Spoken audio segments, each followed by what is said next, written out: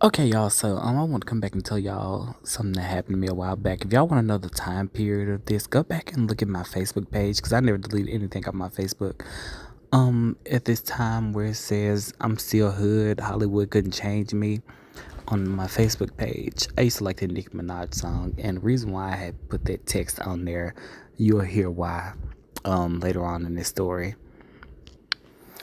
But anyway, everything I'm gonna say is allegedly.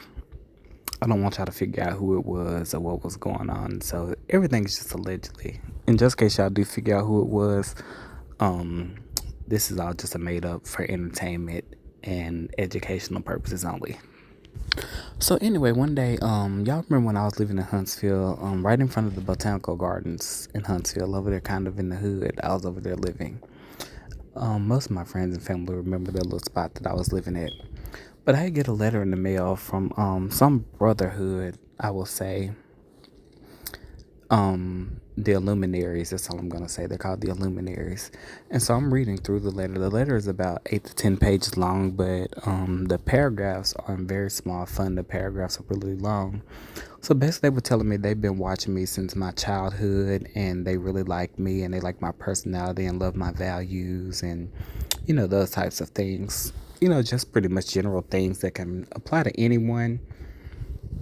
And so I continue reading, but then they start getting to like some details that you wouldn't know unless you were around me at that time.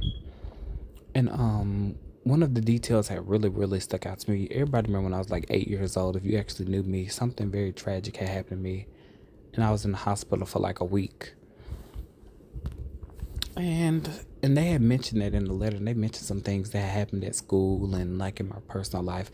I was like, okay, so they really had to been watching me because there's no way a random person would just know this information about me. Okay. At the end of the letter, it had a guy's name, his email address. So a day later, I had called him like, "Hey, this is Andre. I got your letter in the mail, and I was just, wondering, would you like to meet up?" And no, this is not a gay mail or nothing like that. This is really like somebody that was part of the industry. And I was like, "Are you available Thursday?" He was like, "Yes, Thursday is good." And I was like, "I work at Dreamland Barbecue over there on University Drive. I don't know if you know what that is, but you can look it up, whatever." He was like, "Yeah, I know exactly where Dreamland Barbecue is." And I was like, "Okay, meet me there Thursday. Meet me there after like 1:30 or 2 o'clock. That's when lunch is over with, and we pretty much have a lot of free time. That's pretty much when us servers and people that work there, we pretty much do like our side work and sweep the floors, make sure the next shift is covered."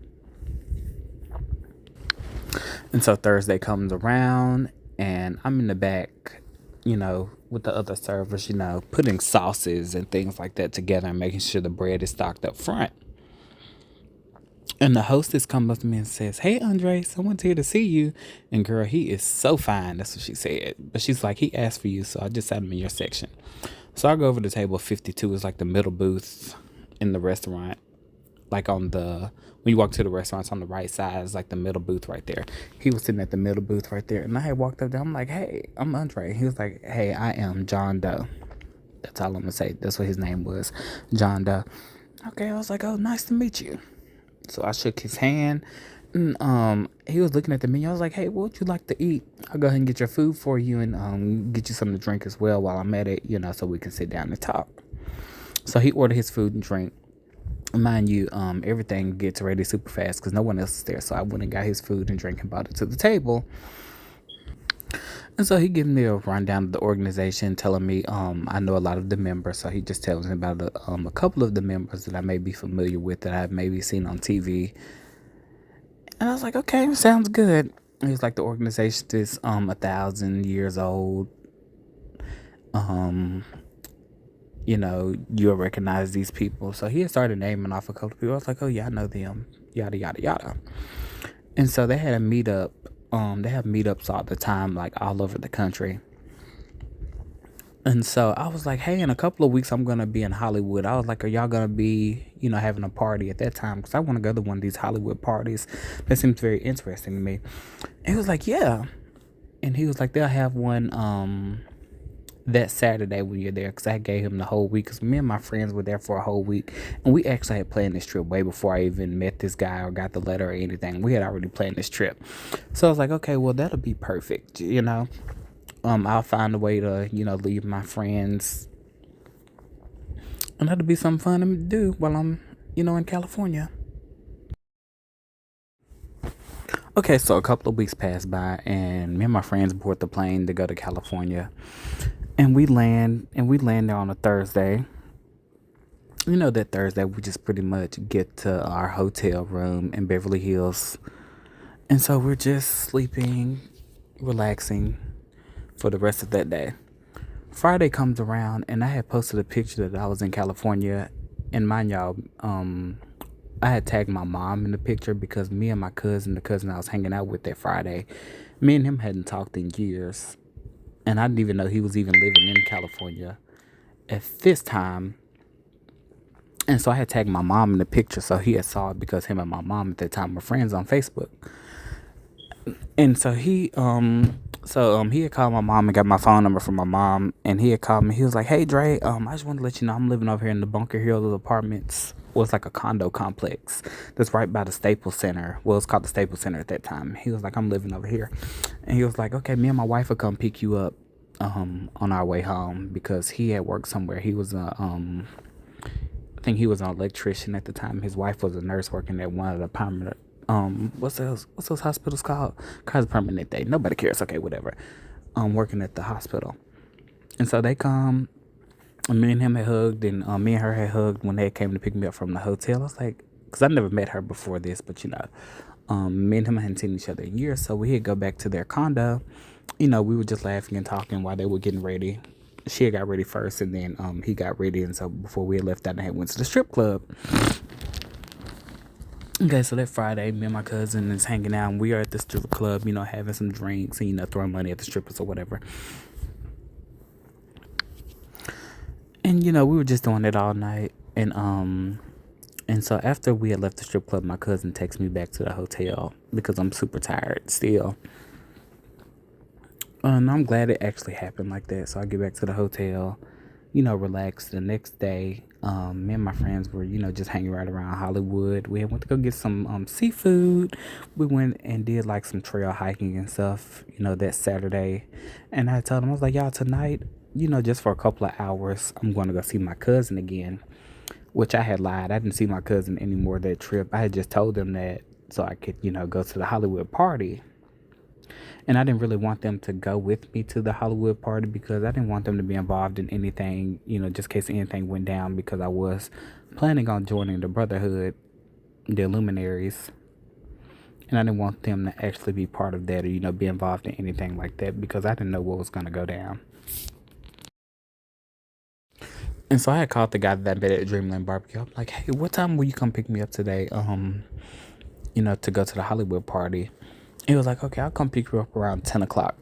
The party actually starts at 10, but I'll come pick you up around that time, so we can get there like a little bit late. And, everybody already be there. And, you know, that's what he told me. And so, okay, so 10 o'clock comes around. He comes and picked me up. I just got done showering, and this time I'm wearing some blue shorts and a white dashiki. And I was like, okay. And so I get in his car, and we just start driving down the Sunset Strip. So it actually starts out really ghetto on the Sunset Strip. Then as you get further down, it starts to get nicer and nicer. And so finally we pull up to a gate, and he had put the gate code in, and we drive up, and I'm like starstruck because some of these houses are like, y'all no lie, like some of these houses are like super, super big mansions, like 50, maybe 40, 30, 40, 50,000 square feet. So we pull up to this big mansion, and it's super beautiful and super clean. So we both get out of the car, and he gives the valet the keys, and they drive the car off, wherever they drive the cars to. Maybe on like a different part of the property, I'm guessing. And so I walk into the party, and people are looking really cute. A lot of cute girls and cute guys walking around. And it looks like a regular party. You have people walking around with drinks. Ask you, hey, do you want a drink? Or can we get you anything? And they have really nice food. I see some famous people, but these are not like super super famous people. These are like just kind of famous people. So I see some people that I recognize from seeing on TV and stuff like that. Nothing out of the ordinary. And I see some people over having dinner. People are standing up, walking around. Everybody just laughing and having like light conversations, and those types of things. Nothing, no big deal. And everything seems really normal when you're just looking at the party from an untrained eye. Everything just seems really normal. Then all of a sudden you kind of see things. So they had like a lot of fish bowls around with pills in it. So you can just take pills randomly. I saw some trays with some white substances on it. I saw some they had like some really, really they already had some clean needles and stuff around too if you want to do some injections. That's all I'm gonna say. So it's just a lot going on at this party if you look closely. You just have to look very closely and just have a very observant eye, and you'll see everything that's going on. Okay. And so this girl grabs by my hand, and we go to this room, and she leads me to this room, and she had asked me, we were setting up, she was like, hey, do you want to make out? I'm like, sure. Y'all, I had like a little cocktail in my hand. I don't know if somebody had put something in my cocktail or she had put something in my cocktail, but I feel like this euphoria come over me, and I'm super like happy and lighthearted, like I'm super high.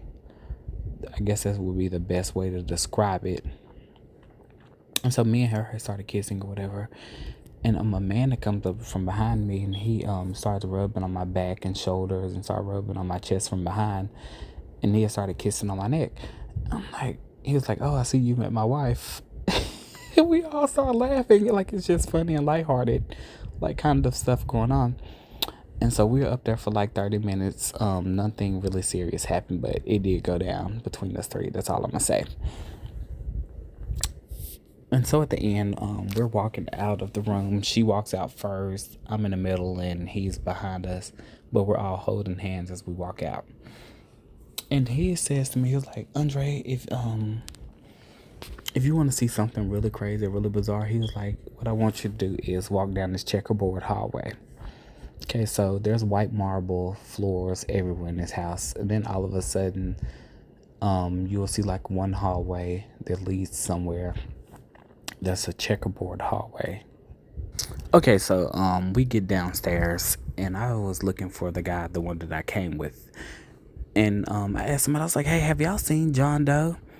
And one of the girls like, yeah, he's outside by the middle pool. They had 3 different like pools. He was by So the middle orange. pool. And I was like, okay. I walk over to him and he said, Andre, you having a good time? I'm like, oh yeah, I'm having a great time.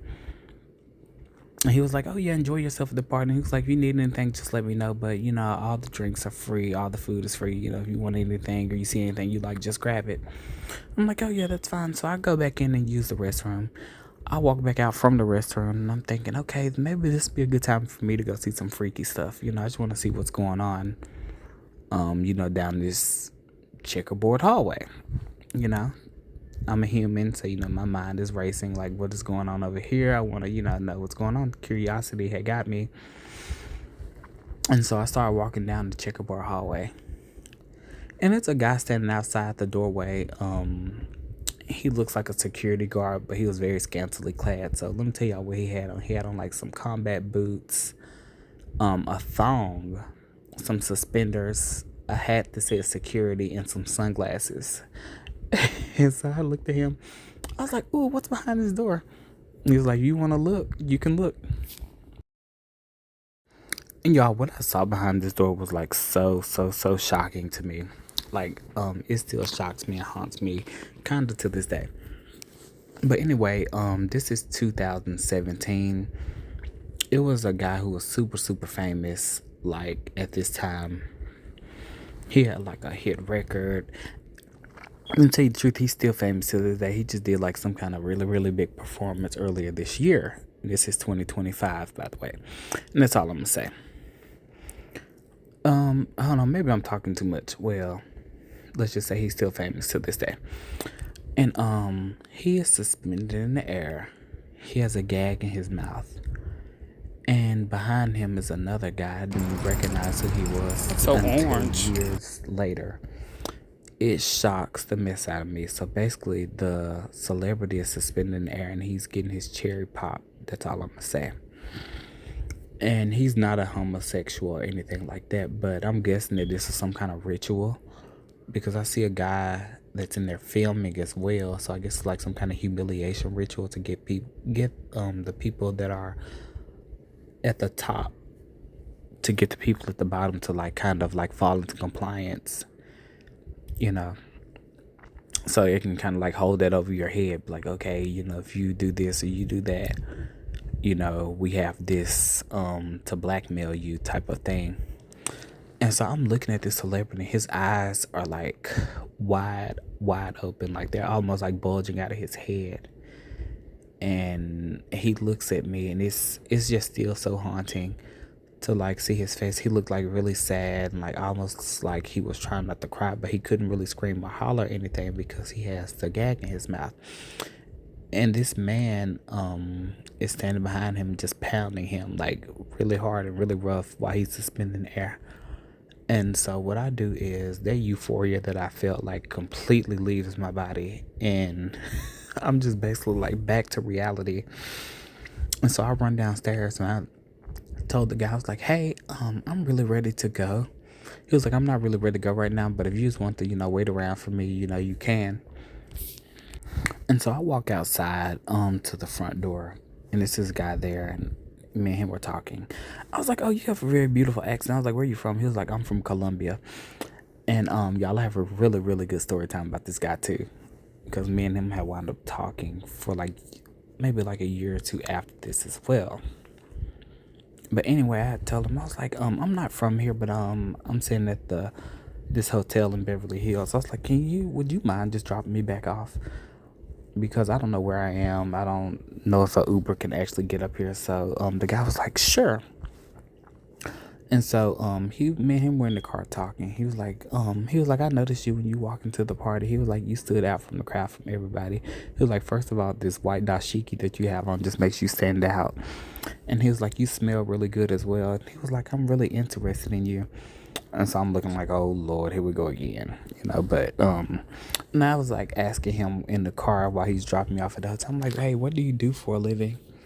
He was like, basically, he was like, I don't know if you noticed it.